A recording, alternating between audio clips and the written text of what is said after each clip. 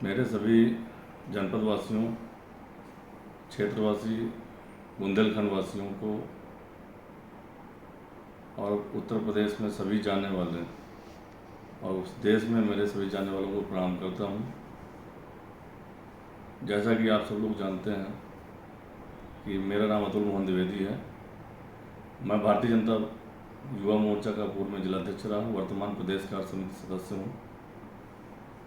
और पिछले कई वर्षों से लगातार समाज के लिए और संगठन के लिए पूरी निष्ठा और ईमानदारी से समर्पित भाव से काम करते हुए चला रहा हूँ। हमेशा सच्चाई की लड़ाई में सच का साथ दिया, गलत का विरोध किया, चाहे वो घर का हो या बाहर का। पिछले वर्षों में कोविड के समय में चाहे वो ऑक्सीजन के लिए हो या दवाओं के लिए, अपनी जान की बाजी दांव में लगा करके जनता के लिए बराबर, आप सबके लिए, समाज के लिए खड़ा रहा। प्रतिदिन जिस समय पूरे देश में मौत बरस रही थी, हर दिन मेडिकल कॉलेज, डिस्ट्रिक्ट हॉस्पिटल या ऑक्सीजन फिलिंग सेंटर्स में मौके में रहा, लोगों के लिए सहायता की, दवाएं उपलब्ध कराई, घर घर जाकर के दी। पूरा जनपद जानता है और पूरा क्षेत्र के बुंदेलखंड के लोग, आसपास के जनपदों के लोग भी जानते हैं इस बात को। मेरे व्यक्तिगत जीवन के बारे में अगर मैं बताना चाहूँ तो चूँकि मेरी शादी 2013 में मुस्लिम कन्या से हुई थी, मेरी पत्नी मुस्लिम समाज से हैं, उनके परिवार में 11 पुलिस ऑफिसर हैं। उन्होंने पूरी तरह से समर्पित होकर के और एक परिवार के रूप में मेरे साथ बराबर कंधे से कंधा मिलाते हुए चल रही हैं। 2 बच्चे भी हैं मेरे। जैसा कि आप सभी जानते हैं, पिछले कुछ दिनों पहले हमारे गांव में भूतेश्वर मंदिर का, शिवजी का मंदिर है, उसको लेकर के एक विषय आया। पट्टेदार के द्वारा अवैध तरीके से शंकर जी का, शिवजी का प्रांगण, चूँकि मेरा भी गांव गिरवा है, और ग्रामवासियों के अनुरोध करने पर ये शिवजी के मंदिर के प्रांगण को न तोड़ा जाए, उस संदर्भ में उन्होंने जिलाधिकारी महोदय से, माननीय सदर विधायक प्रकाश द्विवेदी जी से लगातार आग्रह किया कि ये खनन कार्य बंद हो, लेकिन वो खनन कार्य बंद नहीं हुआ। और कुछ समय बाद विधायक जी के ही कुछ लोग, जुड़े हुए लोग, जो गांव वासियों ने उन पर बताया कि वो खुद खड़े होकर के पहाड़ को तोड़ने का काम कर रहे थे।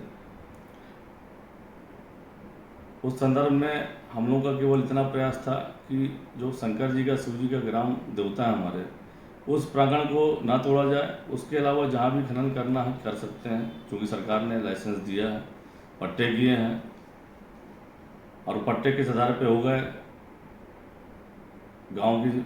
आबादी के बीच, गौशाला के बीच, मंदिर के बीच, ये जांच का विषय है, उसमें प्रशासन कार्य कर रहा है। उसी संदर्भ में अभी कुछ दिनों पहले 26 मार्च 2023 को गाँव वालों से बातचीत करके 27 मार्च 2023 को माननीय कमिश्नर साहब, मंडलायुक्त महोदय आरपी सिंह जी के पास मैं अपने गांव के कुछ प्रतिनिधि मंडल के साथ गया था और आग्रह किया था कि उस खनन कार्य की जांच करा करके और उसको रोका जाए, जैसे मंदिर प्रांगण हमारा बच सके और मंदिर में किसी तरह की क्षति ना हो। उस आग्रह को स्वीकार करते हुए माननीय कमिश्नर महोदय ने जांच के लिए नायब तहसीलदार और एसडीएम महोदय, नारायणी एसडीएम महोदय को भेजा। उन्होंने 2 दिन के बाद ही गाँव वासियों के साथ मिलकर ग्राम पंचायत सभागार में बैठक रखी और उसके बाद उस सभा में मैं भी उपस्थित रहा गाँव वासी के नाते, और मौके में स्थलीय निरीक्षण किया। और उन्होंने जांच करने के बाद ये पाया कि वो खनन कार्य जो चल रहा था वो सही नहीं है, उचित नहीं है, न्यायोचित नहीं है, और उन्होंने तत्काल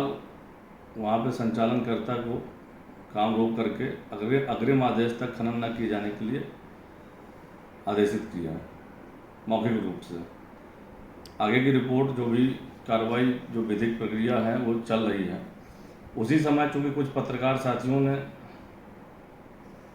उस खबर को चलाया जिसमें ग्रामवासियों ने विषय रखा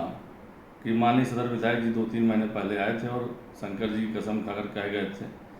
कि ये पहाड़ में पत्थर नहीं तोड़ा जाएगा, पहाड़ नहीं तोड़ा जाएगा, लेकिन उसके बाद वो टूटता रहा। और उन्हीं के लोग जो उन्होंने नाम सहित लिए थे उस खबर को मीडिया के कुछ लोगों ने चलाया। अब उस खबर को चलाने से विधायक जी की बौखलाहट इतनी बढ़ गई कि उन्होंने पहले तो उस बात का खंडन किया कि मैं 3 महीने पहले ही महाराज जी को पत्र लिख चुका था, और फिर उन्होंने पट्टेदारों के विरोध में पत्र जारी करने का एक गांव वालों को बुला करके दिखावा किया। दिखावा इसलिए मैं कहूँगा क्योंकि उसके बाद ही उनके द्वारा, पट्टेदार के द्वारा, हम लोग, मेरे और 4 मीडिया के साथियों के ऊपर रंगदारी की धाराओं के साथ साथ 147, 386, 504, 506 धाराओं में मुकदमा दर्ज करा दिया गया।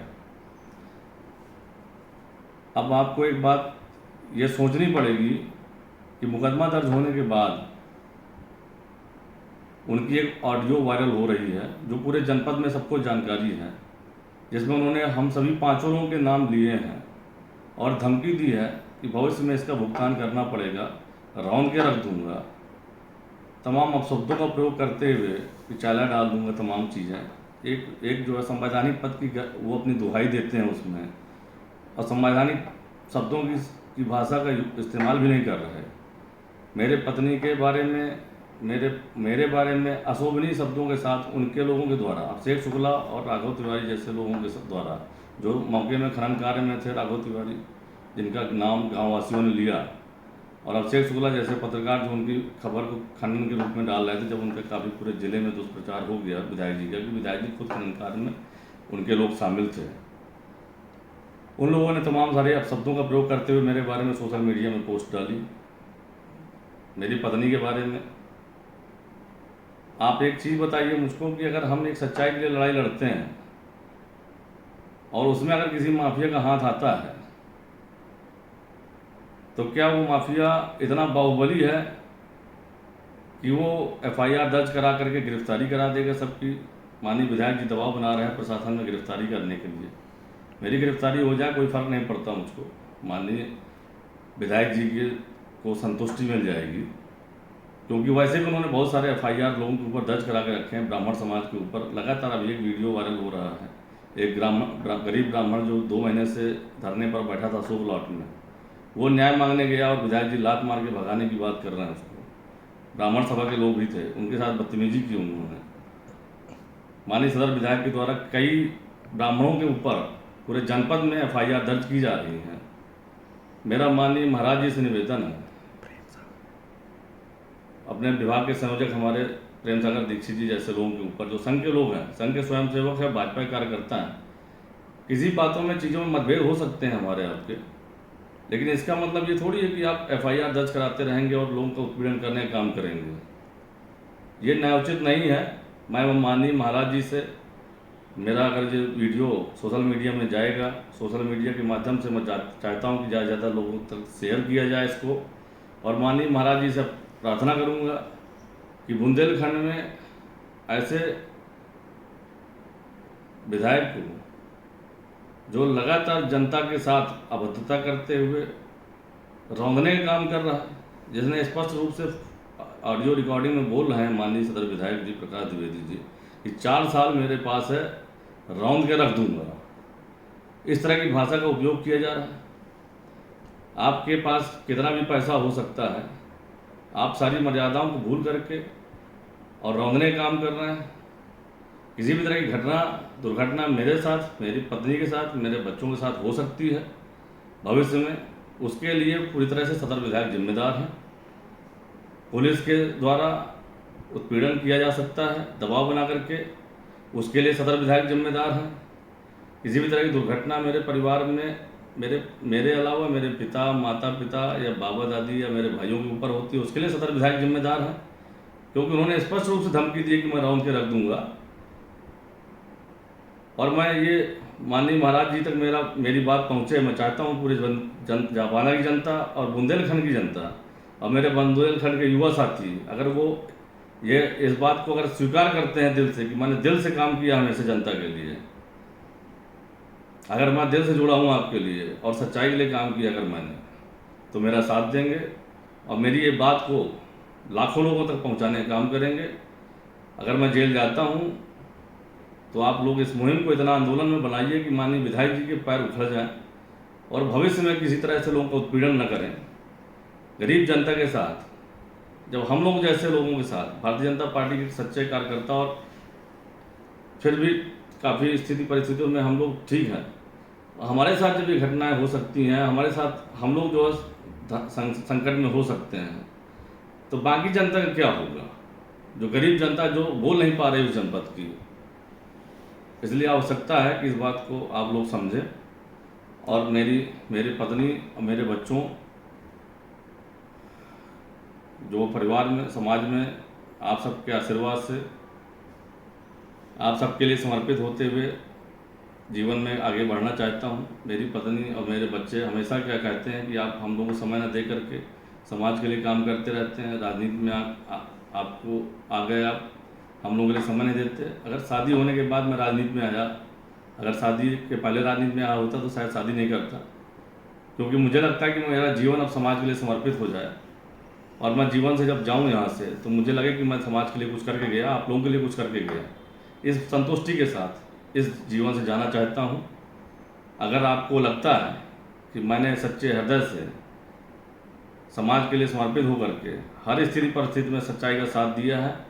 और सही के साथ खड़ा हुआ हूँ, तो कृपया इस विषय को मेरे माननीय महाराज जी तक पहुँचाया जाए और इसको आगे बढ़ाया जाए। अगर कुछ भी दुर्घटना होती है उसके लिए पूरी तरह से माननीय सदर विधायक जी जिम्मेदार हैं और मैं इसी बात से अपनी वाणी को विराम देता हूँ। आप सभी को प्रणाम करता हूँ। बहुत बहुत धन्यवाद।